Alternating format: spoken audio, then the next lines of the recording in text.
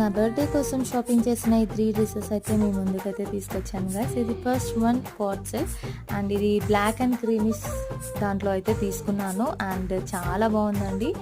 Look wise అయితే నాకు చాలా బాగా నచ్చేసింది. ఇంకా నేను నార్మల్గా ఇది రెడీ అయ్యి చూపిస్తే ఇంకా బాగుంటుంది, బట్ నార్మల్గా అయితే ఇట్లా వేసుకొని అయితే చూస్తున్నాను అండ్ నాకు చాలా బాగా నచ్చేసిందండి.